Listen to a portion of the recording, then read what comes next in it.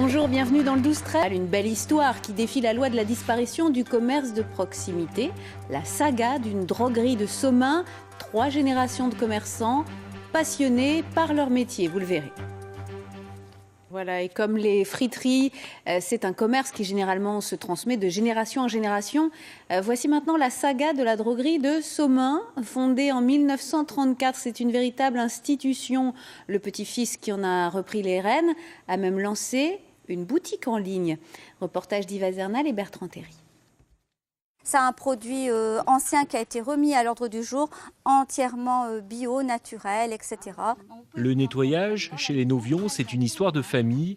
Au départ, c'était déjà la droguerie et tous ces produits-là qui étaient d'ailleurs plus faits à la demande du client, où j'ai des souvenirs d'histoires de famille où la grand-mère de mon mari préparait elle-même les produits qu'elle devait mettre en vente. Une histoire qui débute en 1934. C'est ici que Charles et Louise ont ouvert leur droguerie, quincaillerie familiale. Les mineurs avaient alors besoin de s'équiper et les rouleaux de papier peint partaient comme des petits pains. À cette époque-là, il n'y avait personne qui avait quoi que ce soit là. Alors donc, il a bien fallu qu'ils trouvent à acheter les petits produits. On avait des petites étagères qu'on a commencé à mettre. Après, on a fait du papier peint, tout ça.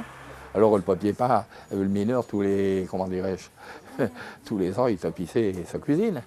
Même ma belle-fille me dit, ça faisait de l'isolation. Fils puis petit-fils ont repris à leur tour le flambeau, marqué par le savoir-faire familial. Claude a déménagé sa boutique dans cette ancienne salle des fêtes, 300 mètres carrés, au début des années 70. Et déjà à cette époque-là, on trouvait que c'était déjà très grand. Je me souviens, j'avais 16 ans, on se demandait si on n'allait même pas vendre du meuble tellement qu'on trouvait ça 300 mètres carrés, que c'était grand, quoi. Aujourd'hui, la boutique s'étend sur près de 5000 mètres carrés, mais c'est en ligne que Christophe, spécialisé dans le web marketing, a décidé de développer son propre commerce, au départ sans lien avec l'entreprise familiale, jusqu'à ce qu'il en parle à ses parents. Ils m'ont dit, tiens, tu reviens un petit peu au point de départ, tes arrière-grands-parents quand ils ont voulu lancer la droguerie.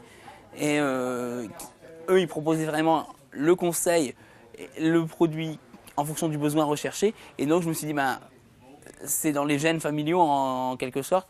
Donc, pourquoi pas essayer de le transposer en ligne.